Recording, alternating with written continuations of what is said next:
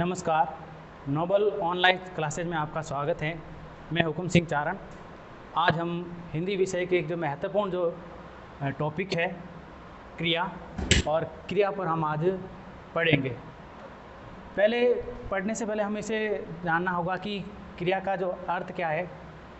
आइए, क्रिया का अर्थ है जो कार्य से है, कि भाई कोई ना कोई जो कार्य हम करते हैं, और वो कार्य को जब हम व्याकरणिक दृष्टि से देखते हैं, व्याकरणिक कोटियों की दृष्टि से हम देखते हैं उसको, तो वो किस दृष्टि का है या किस व्याकरण कोटि के अंतर्गत आता है, उसके बारे में हम विशेष जानेंगे। उससे पहले हमें ये जो क्रिया का अर्थ, कि भाई क्रिया का अर्थ है भी किसी कार्य का करना या होना। ये महत्वपूर्ण है कि भाई किसी कार्य का करना या होना, ये क्रिया का एक शाब्दिक अर्थ कह सकते हैं। अब आइए क्रिया की परिभाषा देखना है कि हमें ध्यान से जो देखना है कि जो सारा का सारा जो सार है वो इसी शब्दों के अंतर्गत है, और वो हमें देखना है। वह शब्द या शब्द समूह जिससे किसी कार्य के होने का बोध हो या बोध होता हो, क्रिया कहलाती है। वो कैसे कि भाई जैसे ये गया, जाएंगे, गया। अब इसे हमें कहीं ना कहीं जो है बोध होता है कि भाई यहाँ पर कोई ना कोई क्रिया हो रही है। अब क्रिया के जो कह सकते हैं कि मुख्यतः जो भेद किए गए हैं क्रिया के, मोटे तौर पे भेद कह लीजिए या प्रकार कह लीजिए, तो वो दो प्रकार किए गए हैं।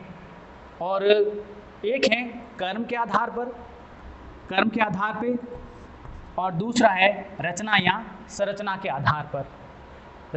सबसे पहले जो अपने जो बोर्ड क्लास में जो प्रश्न जो पूछा जाता है, अक्सर इसी प्रकार या कह सकते हैं इसी बिंदु के आसपास जो हमें प्रश्न पूछा जाता है, हमेशा कर्म के आधार पर।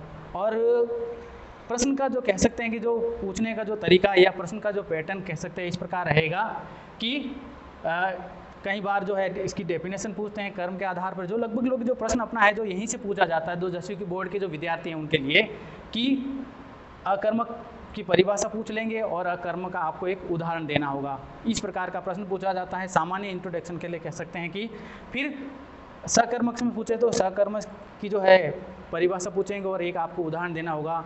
या फिर ऐसे ना पूछा जाए तो ये हो सकता है कि आपको उदाहरण देकर ये पूछ लिया जाए कि भाई ये जो है निम्न वाक्य है, जो कह सकते हैं कि कौन सी क्रिया का है, उसकी आप परिभाषा लिखिए या परिभाषित कीजिए। इस प्रकार का प्रश्न भी हमें पूछा जा सकता है। अब जैसे हम यहाँ पर कह सकते हैं कि प्रस्तावना के तौर पे हम इनको एक एक बार सबको परिभाषित करेंगे और एक एक उदाहरण के माध्यम से हम समझेंगे इस पूरे को। फिर उस बाद में वापस हम इसको एकदम विश्लेषण तरीके से एक हम डेफिनेशन लिखेंगे और फिर आगे हम बढ़ेंगे। पहला कि जैसा है कि हम इसको यहाँ पर परिभाषित करते हुए देखें कि अकर्मक। अब कर्म का अर्थ है कार्य से, कि भाई सारा का सारा जो सार है यहाँ पर छुपा हुआ देखो अकर्म, भाई जिसमें हम सीधे से हम पता लगा सकते हैं कि इसमें कर्म का योग नहीं है, कर्म रहित है। और यहाँ पर जैसे लिखा है कि सकर्मक, तो जिसमें कर्म का योग है। और इसी बिंदु को हमें ध्यान में रखना है, ज़्यादा गहराई में नहीं जाना है। कई बार क्या करते हैं बच्चों को अक्सर देखा गया है कि बच्चे साल भर पढ़ लेते हैं, उसके बावजूद भी जब प्रश्न पूछा जाता है तो अकर्मक वाली जो परिभाषा डेफिनेशन वो डालते हैं सकर्मक में, और सकर्मक की जो परिभाषा है वो रखते हैं अकर्मक में। तो अकर्मक की परिभाषा है जिसमें कर्म नहीं हो, कर्म रहित है। तो अकर्मक की जो एक सीधी सी परिभाषा होगी, जहाँ वाक्य के कर्ता द्वारा किए गए कार्य का फल, जहाँ वाक्य के कर्ता द्वारा किए गए कार्य का फल केवल कर्ता तक ही सीमित हो, कर्ता पर ही पड़े, अर्थात कर्म पर ना पढ़कर कर्ता पर ही पड़े। सारी जो क्रिया होगी, क्रिया का फल, व्यापार का फल जो है कर्ता तक ही सीमित हो, तो वो वाक्य अकर्मक क्रिया होगी, या उस वाक्य में अकर्मक क्रिया होगी, वो वाक्य अकर्मक क्रिया का होगा। जैसे कि अब जैसे आप यहाँ पर ले लीजिए एक, जैसे घोड़ा दौड़ रहा है, समझ लीजिए इसको, घोड़ा दौड़ रहा है। अब यहाँ पर ये है, यहाँ पर जो कर्ता है और दौड़ रहा है। अब यहाँ पर इस घोड़ा, इस कार्य का जो क्रिया का जो कर्ता है और इस क्रिया का जो फल है, केवल ना केवल इस घोड़े पर ही पड़ रहा है। ठीक है। दूसरा फिर सकर्मक क्रिया किसे कहेंगे, ये परिभाषा कई बार पूछा जाता है परीक्षा में। सकर्मक क्रिया, तो सकर्मक क्रिया कि जहाँ वाक्य के कर्ता द्वारा किए गए कार्य का फल कर्ता पर ना पड़कर कर्म पर पड़ता हो, जहाँ कर्म का योग हो, तो वहाँ पर है जो सकर्मक क्रिया होती है। अब तो पहला जो अपना था कर्म के आधार पर अकर्मक क्रिया, फिर जो है दूसरा है सकर्मक क्रिया। और सकर्मक क्रिया में क्या होता है कि कर्म का योग होता है, कर्म के सहित होता है, और अकर्मक हमेशा कर्म के रहित होता है। तो ये दोनों अपने जो है हो गए क्लियर कि सकर्मक क्रिया और एक अकर्मक क्रिया। फिर सकर्मक क्रिया जिसमें उसके दो भाग किए गए हैं, एक अकर्मक एक द्विकर्मक।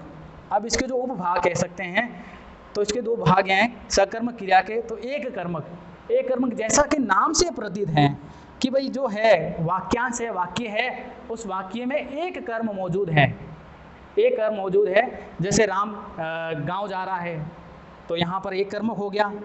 फिर जैसे द्विकर्मक है, जैसे मैं छात्रों को व्याकरण पढ़ा रहा हूँ, तो यहाँ पर मैं और छात्रों को और व्याकरण को, तो यहाँ पर इस वाक्य में दो कर्म है। जहाँ पर दो कर्म उपस्थित हो तो वहाँ पर द्विकर्मक वाक्य होते हैं, और जहाँ पर एक कर्म मौजूद हो वाक्य के अंदर तो वहाँ पर एक कर्मक वाक्य कह सकते हैं। फिर आ जाइए यहाँ पर रचना या संरचना की दृष्टि से, रचना की संरचना के आधार पे जो क्रिया के जो भेद किए गए हैं वो आप देख लीजिए।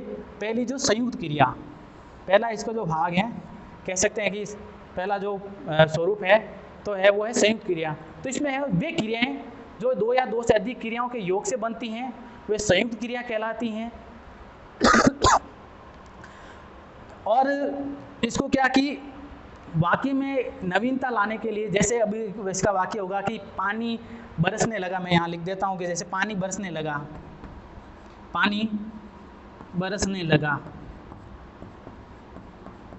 तो यहाँ पर देखिए संयुक्त क्रिया, यहाँ पर बरसने और लगा, यहाँ पर दो क्रिया आ रही है, तो यहाँ पर हो गया। फिर आ जाइए नाम धातु, और नाम धातु वे क्रियाएं होती हैं जो संज्ञा, सर्वनाम, विशेषण आदि इत्यादि से जो है बनाई जाती हैं, उन्हें हम नाम धातु क्रिया कहते हैं। जैसे रंग है, रंग का रंगाना हो गया, लाज से लजाना हो गया, और बात से बतियाना हो गया, जैसे जूता से जुतियाना हो गया। इस प्रकार के जो शब्द है जो नाम धातु क्रिया के अंतर्गत बनते हैं। फिर है इसका अगला बिंदु है प्रेरणार्थ क्रिया। प्रेरणार्थ क्रिया वे क्रिया कह सकते हैं कि जहाँ वाक्य दो कर्ता हो, और एक कर्ता उसमें प्रधान होता है और उसका दूसरा जो कर्ता है वो सहायक होता है।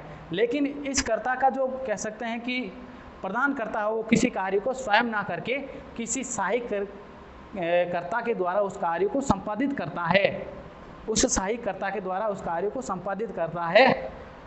जैसे मैं छात्रों से पौधे को पानी दिलवाता हूँ, यहाँ पर मैंने जो छात्रों को प्रेरणा दी और प्रेरणा के अर्थ पर वो क्रिया हुई है, तो इस प्रकार के जो है वाक्यांश होंगे, वाक्य होंगे, वो प्रेरणार्थ क्रिया के अंतर्गत लिए आएंगे। अब जो इसका जो नेक्स्ट बिंदु है वो है पूर्वकालिक क्रिया। पूर्वकालिक क्रिया वे क्रियाएं होती हैं जिसमें देखिए कि वे वाक्य जिनमें दो या दो से अधिक क्रियाएं होती हैं, और इसमें जो एक क्रिया पहले होती है और पहले की होने वाली क्रिया को पूर्वकालिक क्रिया कहते हैं, और उसके तुरंत बाद होने वाली क्रिया को समापिका क्रिया कहते हैं। आइए हम विश्लेषण रूप से अब इनका वापस बिंदुवार हम परिभाषा के आधार पर हम इसका वर्णन करते हैं।